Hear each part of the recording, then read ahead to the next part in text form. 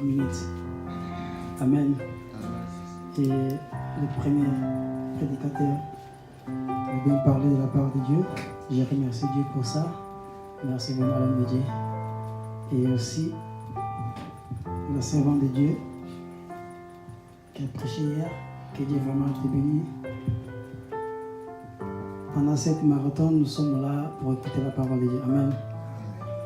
Et les grands thèmes d'aujourd'hui, c'est les grands thèmes que nous avons reçus, c'est le projet de Dieu. Amen. Oh, amen. Amen. Le projet de Dieu. Sans plus tarder, je voulais que, dans ton Bible, dans le livre de Genèse, premier chapitre, Genèse, premier chapitre,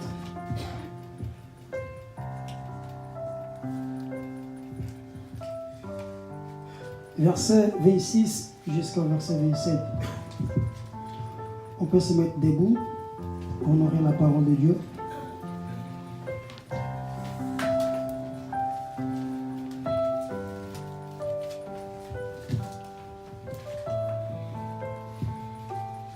Genèse, premier chapitre, verset 26 jusqu'au verset 27. Je lis au nom de Jésus. Oh, je lis au nom de Jésus. Amen. Puisse Dieu dit, faisons l'homme à notre image, à notre ressemblance, qu'il domine. Et là, Dieu commence à donner des pouvoirs. Et Dieu commence à parler. Qu'est-ce que l'homme va faire? Après de créer l'homme, qu'il domine sur les poissons de la mer, sur les eaux du ciel, sur les bétails, sur toute la terre et sur tous les reptiles qui rampent sur la terre. Verset 27. Dieu créa. Et là, on va se baser vraiment là. Dieu créa. Dieu créa quoi? Dieu créa l'homme à son image. Il a créé à l'image de Dieu. Il a créé l'homme et la femme. Parole du Seigneur. L'Éternel, Dieu Tout-Puissant, Seigneur, je te bénis pour cette soirée. Laisse que ton esprit, vraiment, Seigneur, qui parle. Parce que ton esprit, c'est le meilleur. Ton esprit, c'est lui qui peut enseigner plus que moi. Seigneur, je recommence ce moment entre tes mains. Parle, Seigneur, parce que ton peuple, il est là pour écouter ta parole. Au nom puissant de Jésus-Christ, ton Fils bien-aimé, nous avons ainsi prié. Amen. Amen. Merci vraiment. Il n'y a pas vraiment beaucoup de temps. Je serai trop vite. Les grands thèmes que je voulais partager avec nous, partager aujourd'hui, c'est le sous-thème, c'est le projet de Dieu. Ça, c'est les grands thèmes. Mais moi, je préfère rester là, le projet de Dieu. Quand on parle de projet, pour définir ces mots-là, le projet, c'est une image, c'est un plan, c'est une situation ou bien une pensée qui doit se matérialiser. Amen. Ça, c'est un projet. Quand on parle de projet, c'est une intention, c'est un programme, c'est un objectif à atteindre. Parce que c'est un projet. Tu peux avoir un projet dans ton tête, dans ton passé, mais pas ce projet-là arriver de se concrétiser, il faut bien que se matérialise. Amen. Amen, amen. Dieu a créé l'homme selon son image et ressemblance. Dieu, il est Dieu, il est créateur des choses visibles et invisibles. Je crois que nous sommes tous là et chacun de nous qui a quitté son foyer pour venir ici parce qu'il a pensé, il sait qu'il y a un projet. Je vais quitter chez moi, mon foyer, pour arriver dans une certaine place parce qu'il y a un projet. N'est-ce pas? N'est-ce pas? Je m'explique. Si tu as pris ton bus ou ton voiture à cause d'un projet, C'est quoi le projet?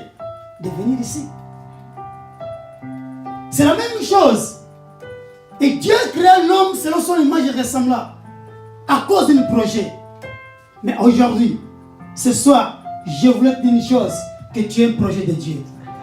Tu es un projet de Dieu. Amen. Ce n'est pas hasard que tu es là, tu es un projet de Dieu. Amen. Et bien aimés frères et sœurs, dans la création de sur la terre, et Dieu a créé tout. Nous avons dit que Dieu a créé tout. Les animaux, Dieu a créé tout. Les arbres, tout Dieu a créé. Mais il y a une chose que, si vous constatez, si vous remarquez, lorsque Dieu a commencé à créer, à la fin, il a dit, c'était bon. C'était bon. C'était bon. C'était bon parce qu'il a créé tout. Mais si vous lisez bien la Bible, à la fin, dans verset 31 de Genèse chapitre 1, Dieu a changé son vocabulaire. Dieu a changé son manière de parler. Il a dit, c'était très bon. À cause de quoi? Parce qu'il a créé son image et ressemblance. Il a changé tout. Mais pourquoi il fallait dire que non, j'ai fait les éléphants sont là, ah, c'est très bon. Mais pourquoi elle a dit pas ça? Parce que ce n'est pas son image. Et tu es l'image et ressemblance de Dieu. C'est pourquoi tu es un projet de Dieu. Ce n'est pas encore fini. Même que les choses vont mal. Mais il faut mettre dans ton conscience que tu es un projet de Dieu. Amen. Alléluia. On peut continuer. Tu es un projet de Dieu. Dis même, touche à ton cœur, je suis un projet de Dieu. Oh, avec conviction.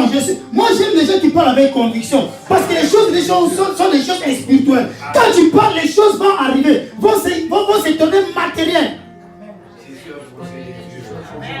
Même si tu ne crois pas, mais moi je crois à ton côté. Tu es un projet de Dieu. Alléluia. Dieu n'avait pas fini son projet. Seulement après d'avoir, après de créer l'homme, Dieu dit, était très bon. Très bon. Alléluia. Et Dieu a placé l'homme dans le jardin d'Éden à cause de deux raisons. Il y a deux raisons qui Dieu a placé l'homme dans le jardin d'Éden. Et la première raison, et Dieu a placé l'homme dans le jardin d'Éden pour cultiver. Ça c'est la première raison. Selon Genèse chapitre 2 verset 15. Pour cultiver. Et deuxième raison, Dieu a placé l'homme dans le jardin d'Éden pour garder. C'est pourquoi Dieu, dans sa divinité, il fait toutes choses avec un but. Dieu ne fait pas chose n'importe qui. Il y a toujours un but pour tout. Même je dis à les gens, même Dieu dans les souffrances. Mais fais attention, ces souffrances-là, Dieu peut retirer sa gloire. Ah, tu n'as pas compris. Je m'explique. Vous savez que lorsqu'on parle d'un paralytique qui était aux côtés des tanks de Bethsaida, il a passé 38 ans. Imaginez-vous que cet homme-là, il a resté là-bas. Il a contemplé les autres à plonger dans la piscine. Mais il est resté là-bas pendant 38 ans. Mais il y avait un homme qui n'avait même pas 38 ans, 32 ans. Mais comment un homme peut guérir une personne qui est malade pendant 38 ans? Toi, tu as même fait 32 ans. Cela veut dire que ce moment-là est un moment que Dieu attendrait parce qu'il est pour retirer sa gloire. Dieu peut retirer sa gloire à cause de ton problème. Parce qu'il sait le chemin qu'il va t'amener. Alléluia. Alléluia. On parle toujours de le projet de Dieu. Dieu a placé l'homme pour cultiver. Dieu a placé l'homme pour garder. Mais après cela, oh gloire au Seigneur, j'ai une belle voix. Même si ça ne marche pas. Mais après cela, qu'est-ce qui est arrivé? Et l'homme a désobéi Dieu. L'homme a désobéi les paroles de Dieu, la parole de Dieu. Dieu a donné tout. Tu peux manger, tu peux boire, tu peux rigoler avec des animaux, tu peux faire tout. Mais ne mangez pas, ne mange pas, ne touche pas. Ne touche pas. Et aujourd'hui, quand tu dis ne touche pas, même que là tu donnes tout, mais quand tu dis ne touche pas, c'est interdit pour toi. Toi, tu vas faire seulement les choses que les gens ont interdit. Ne touche pas. Et maintenant, je vais vous présenter un projet, parce que c'est mon sous-thème, c'est je suis un projet de Dieu. Je vais vous présenter maintenant un projet, toi comme un projet de Dieu. Après, je vais vous présenter le deuxième projet de Dieu. Amen, amen. Et Dieu dit, ne touche pas Adam. Dieu n'a pas dit à la femme, Dieu dit à l'homme.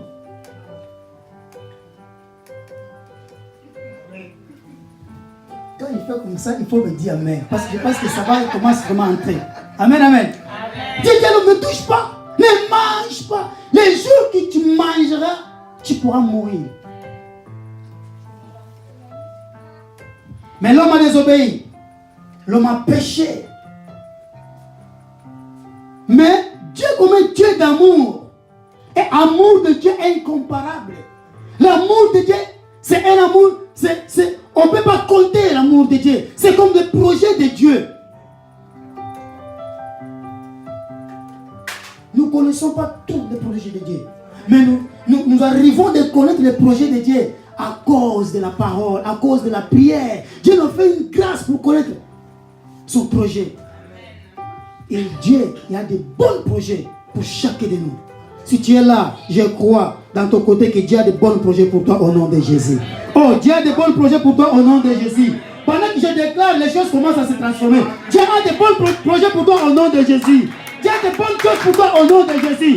Si tu crois, dis-moi Amen. Et tu reçois ces paroles au nom puissant de Jésus. L'homme a désobéi. Tous sont devenus pécheurs. Mais Dieu savait que l'homme devait pécher, désobéir. Mais pourquoi Dieu a laissé? Parce que Dieu a déjà parlé. Ne mange pas. Quand Dieu donne une loi, quand Dieu te parle, il ne sera pas là encore pour intervenir. Il laisse parce qu'il a te donné déjà. C'est maintenant, c'est toi qu'il faut décider. Je vais faire ça au nom. Quand Dieu parle, c'est devient une loi. C'est pourquoi il n'intervient pas. Alléluia. Alléluia. Dieu est miséricordieux. Dieu, dans son divinité, il avait déjà préparé un plan. C'est ce que j'appelle le plan de la rédemption. Pour récupérer celui qui a perdu. Pour récupérer celui qui est péché. Et la Bible déclare que Dieu a préparé.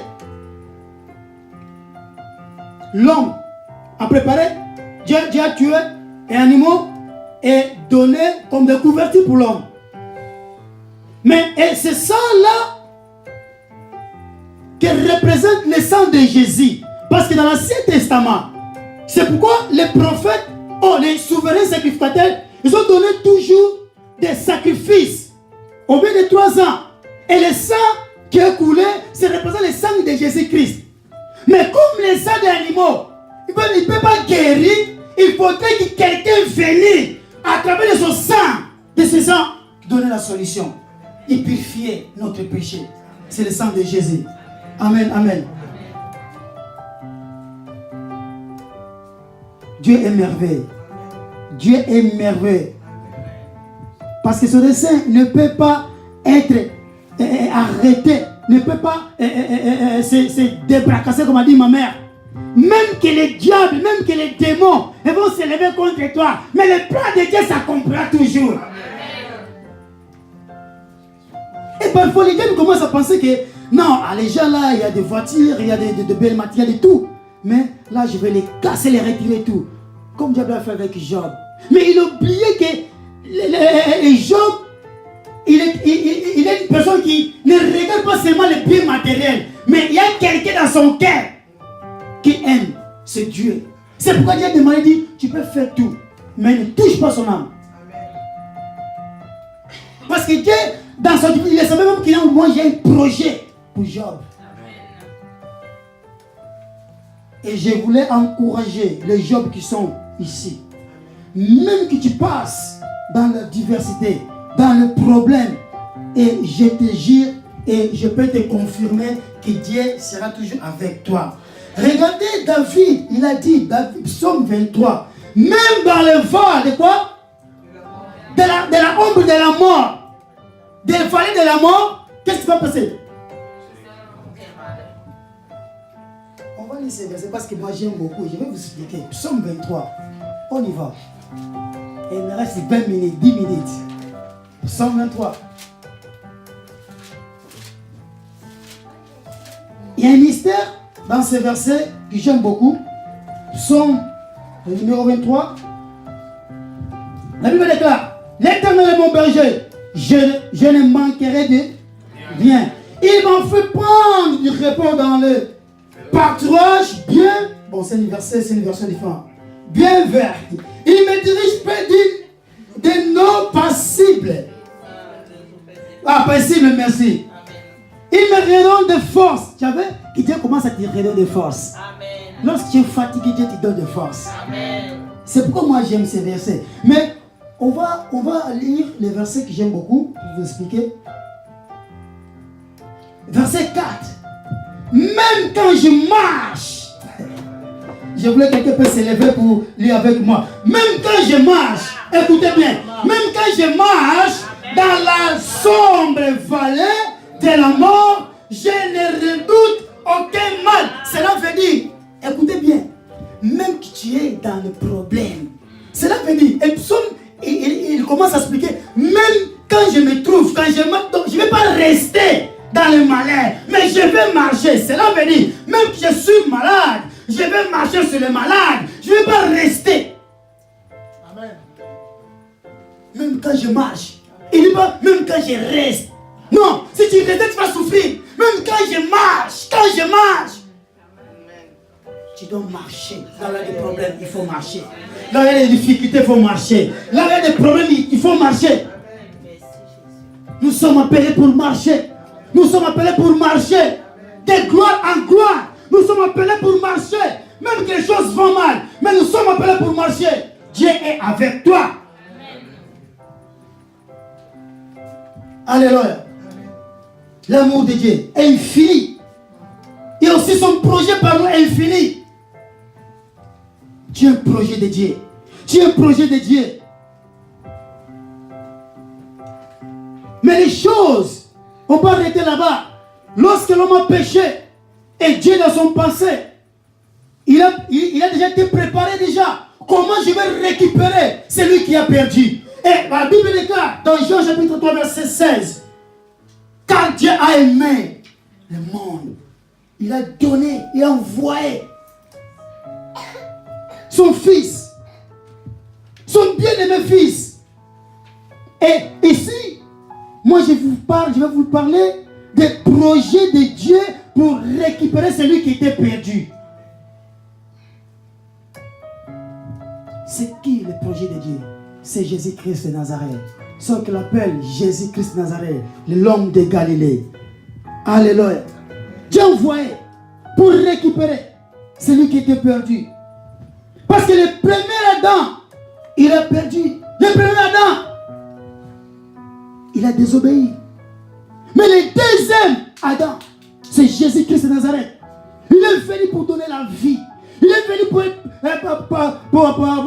la vie, pour récupérer ceux qui ont perdu. C'est le deuxième. C'est Jésus-Christ de Nazareth. Ça, c'est le projet de Dieu pour nous. Ça, c'est la personne de Jésus-Christ. Et nous sommes récupérés. Là où nous étions perdus, à cause de Jésus, nous sommes récupérés. Nous sommes rachetés. Nous étions dans les ténèbres. Mais Jésus a récupéré. Alléluia. Il y a un principe pour te dire, bien-aimé. Si l'architecte de ta vie s'appelle Jésus-Christ de Nazareth, alors ne t'inquiète de rien. La victoire, ta vie, la victoire est de ton côté.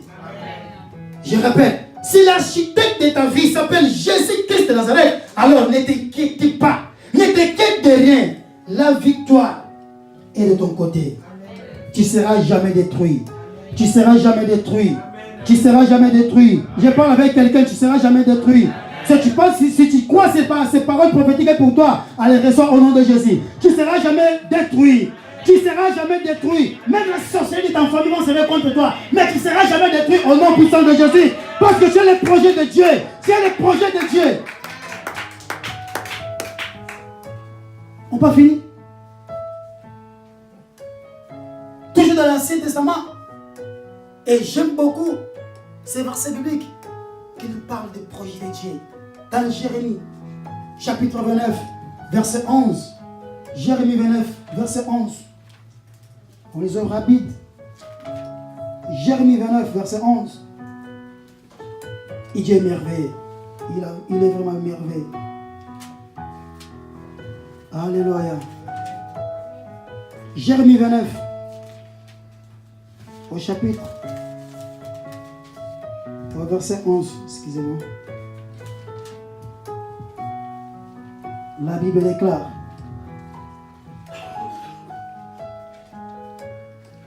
J'ai lu la parole de Dieu. Amen.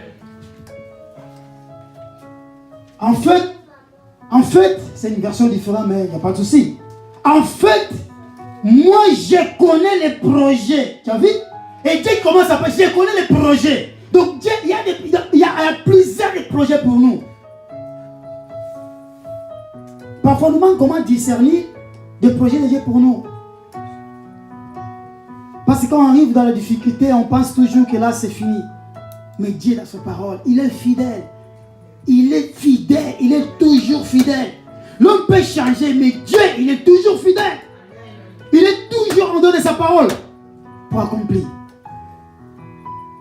En fait, moi je connais les projets que je fais pour vous, déclare l'Éternel.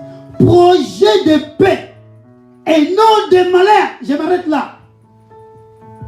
Projet de paix. Tu peux imaginer que si tu achètes une voiture, tu peux acheter une maison, un foyer. Là, c'est projet. Tu peux penser que c'est ton projet, hein? Mais ce n'est pas le projet de Dieu. Là, c'est ton projet, mais ce n'est pas le projet de Dieu. Ah, c'est quelqu'un qui a compris. Mais ce n'est pas le projet de Dieu. Parce que le projet de Dieu, c'est un projet de bonheur et non de malheur. Cela veut dire, si je peux expliquer bien, et ce projet de Dieu est de marcher toujours de gloire en gloire. C'est de monter toujours. Même dans la difficulté, vous pouvez constater quelqu'un qui il habite dans la rue, il n'y a pas de place pour manger, mais vous pouvez remarquer que les gens là, ils se réveillent bien, il y a une bonne santé, même que les gens parlent mal de lui, mais il est toujours en jour, donc comme chez nous on parle, il est toujours en jour. Tu vois, quand tu regardes quelqu'un, mais voilà, il n'a pas de foyer, il habite où? Mais il ne mange pas, donc ça fait longtemps que je vais le connaître, ces gens-là. Mais il est bien placé, plus que toi, qui a des foyers, qui a des voitures, qui a des millions. Parce que Dieu est avec cet homme-là. Si Dieu est avec toi, il est avec toi. Si Dieu est avec toi, il est toujours avec toi. Amen, amen. Amen, amen. Des projets de Dieu. J'ai des bons projets pour vous. Des projets de bonheur et non de malheur. Afin de vous donner à venir. Oh, je pense à venir là. Un bon avenir. Dieu, il y a des bonnes intentions pour nous. Je peux vous choquer pour vous dire que c'est la seule personne qui a jamais pensé mal de toi, c'est Dieu. Et ta femme peut penser mal, même ton mari peut te dire, ah mais c'est ma femme là, aujourd'hui. C'est qui l'appelle toujours là et toujours là à WhatsApp? C'est qui? Mais Dieu jamais. Jamais. Tu as toujours des bons projets pour nous. Alléluia. Est-ce que tu peux acclamer?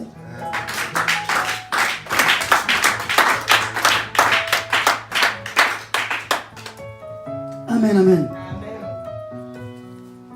Ce n'est pas encore fini. Ce n'est pas encore fini. Je voulais parler à un Joseph qui est là. Que même que cette famille, tu oubliais Même si ta famille, ils vont te retirer tout. Les habits de ton père. Même si ta famille t'amène dans la situation plus difficile que tu peux penser. Mais je veux t'encourager pour te dire que Dieu est avec toi. Vous savez que Joseph en Égypte, il est entré comme un esclave. Pour les autres, il est entré comme un esclave. Mais ils ont oublié que c'est lui qui ont accueilli maintenant. Ce n'est pas l'esclave, mais c'est le premier ministre. Ah là, my God, je n'ai pas compris. Donc Joseph, il est entré comme un esclave pour les autres. Pour la plupart des gens, il est entré comme un esclave, mais pas comme un esclave. Mais c'est lui qui entre. Il entre comme le premier ministre. Ne jugez pas les gens que tu vois aujourd'hui. Parce que tu ne connais pas la venue de ces gens-là. Laisse les gens te critiquer. Laisse les gens te minimiser. Tu mets au côté. Mais il y a un jour, quand Dieu va te lever, et les mêmes personnes qui ont parlé mal de toi seront les mêmes gens qui vont donner des informations. Oh, regarde lui, Dieu est avec lui. Regarde, Dieu est avec lui. Dieu a élevé. Joseph, prends du courage. Tu es un projet de Dieu. Tu es un projet de Dieu. Tu es un projet de Dieu. Ne prie pas pour que Dieu, comme dit notre pasteur, ne prie pas pour que Dieu tue tes ennemis. Non. Dis Seigneur, laisse mes ennemis là-bas. C'est mes ennemis qui vont donner des informations. Ouais. C'est tes ennemis. Celui qui parle mal de toi. Parce qu'il ne te connaît pas. Il te regarde des yeux différents. Mais Dieu qui te regarde, il te connaît. C'est lui qui t'appelait. C'est lui qui va te fortifier.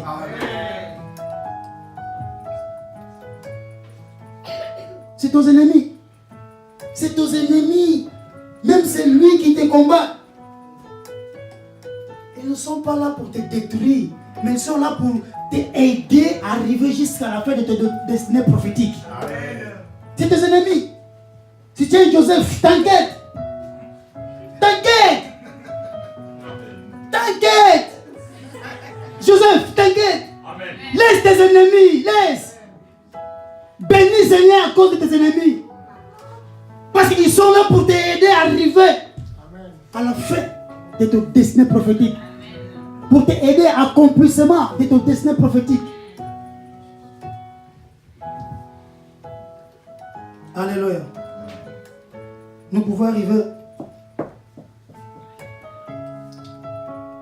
à la fin du message, mais je voulais vous raconter une histoire.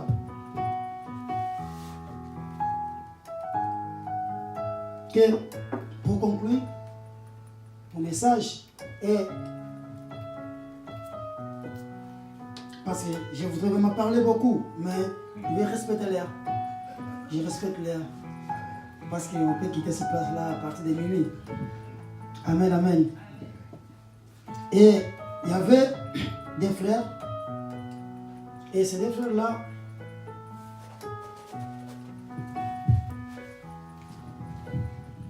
ils ont été toujours ensemble. Et dans un village, et ses frères, le petit frère, c'est qui est plus petit, et il était dans une collège. Il a fait ses études. Il était vraiment quelqu'un qui fait des bruits, des confusions. Il est vraiment quelqu'un qui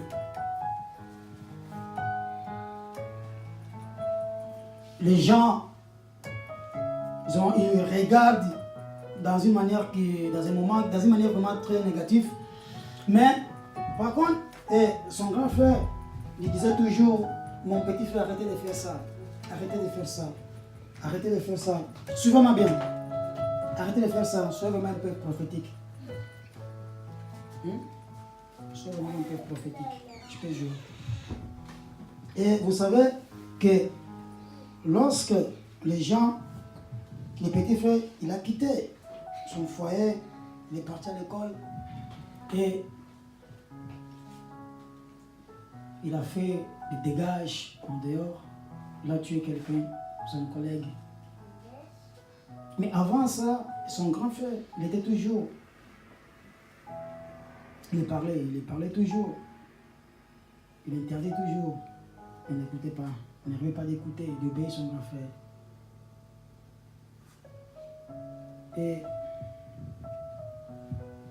il y a un jour, il est parti à l'école, au collège. Il fait des bagages avec... il fait des bagarres, oui, merci. Il fait des bagarres avec un ami. J'étais vraiment beaucoup. Et ce jeune gars qui a fait des bagarres avec lui, il était mort. Et son uniforme était vraiment avec des seins. Et ils ont appelé la police. Et le frère là, le petit frère là, il quittait l'école, il est parti tout de suite jusqu'à la maison. Après cela, son grand frère était à la maison, dans les dents. Il commençait à frapper les portes. Ouvre la porte. Ah, son grand frère était là. C'est qui? C'est moi, c'est moi. C'est moi Junior, c'est moi Junior. Mais pourquoi tu frappes comme ça la porte? La police, messieurs, ils sont là. Il arrive de moi. Ouvre ma porte. Mon grand frère. Lorsqu'il a ouvert la porte, il est entré.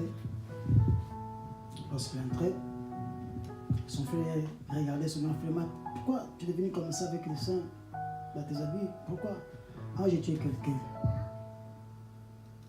Son grand frère dit, mon petit frère, je te disais toujours, arrêtez de faire ça. Arrêtez de faire ça. Arrêtez de faire ça. Tu vas me donner quand même tes oreilles, tu vas m'écouter. Pourquoi tu as fait ça? Après quelques minutes, les polices arrivent chez eux, frappent la porte. Ouvre la porte. Ouvre la porte.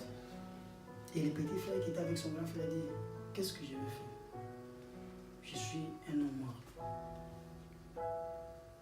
Et le grand frère n'était pas de souci. Donne-moi tes habits. Ils ont changé des habits. Son grand frère a pris ses habits, les petits frères a pris les habits des grands frères. Il les mis dans les chambres. Lorsqu'il a mis dans les chambres, et le grand frère ouvre la porte, et la police est entrée. Il a dit, c'est moi qui ai tué ce jeune-là. C'est moi qui ai tué. La police a mis les gens. Ils ont condamné ces gens-là. Une condamnation jusqu'à la mort. C'est lui qui est innocent. Et ce soir, pour réfléchir d'une personne qui s'appelle Jésus. Il était innocent. Il a fait rien.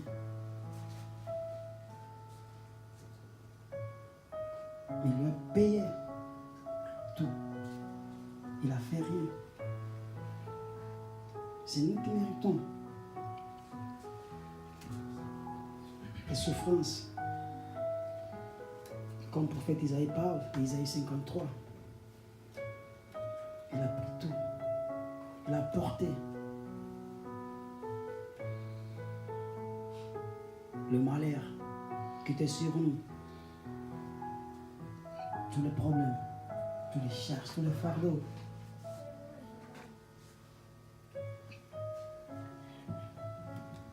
Aucune personne ici au milieu de nous qui a donné le premier pas pour trouver l'amour de Dieu. C'est Dieu qui a donné le premier pas pour nous trouver.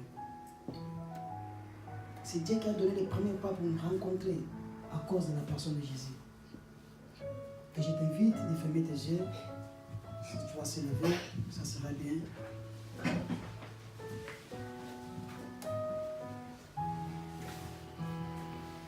Nous parlons du projet de Dieu. Et tu as un projet de Dieu. Mais commence à réfléchir que j'étais dans un domaine, j'étais dans le péché, dans les ténèbres. Mais il y a quelqu'un qui m'a racheté. Et Dieu m'a dit au cœur, je sais là où tu m'as racheté, Jésus. Je sais là où tu m'as ramassé. Et j'étais vraiment les ténèbres. Mais à cause de ton amour, tu m'as rencontré.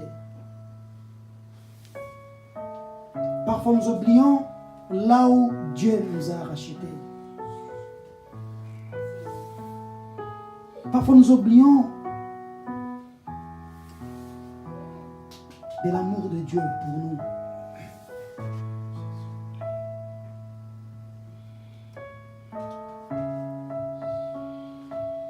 Prions Seigneur, dis Seigneur, j'ai su un projet que tu as préparé pour cette génération. Mais au début de tout, je voudrais vraiment reconnaître ce que tu es pour moi. Je suis rien sans toi, mon Dieu. Je suis rien sans Dieu. Mais Dieu, il est tout. Sans moi, il est toujours Dieu. Mais fais une prière dans ton cœur. Commence à reconnaître l'œuvre de la croix à celui qui t'a racheté. Alléluia.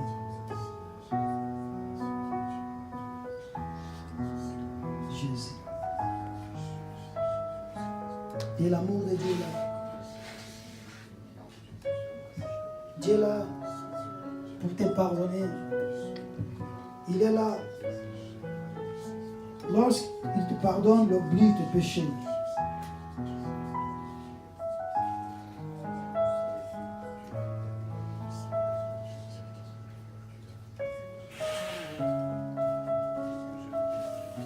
Alléluia. Il est devenu péché pour nous. C'est lui qui n'a pas péché, ni pour penser, ni pour les actes. Mais il est devenu péché pour nous. Mais c'est lui qui était projet de Dieu pour nous.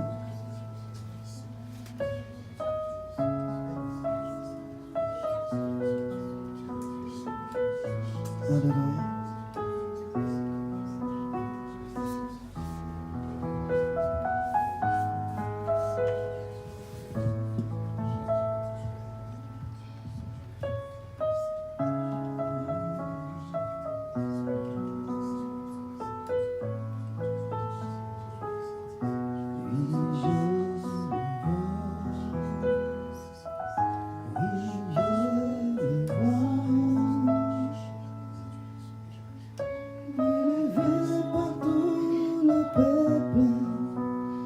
Assemblés pour l'adorer, oui je le vois,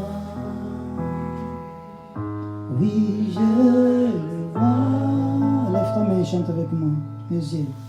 Mes yeux ont vu l'agneau, le Seigneur sur son trône, il règne pour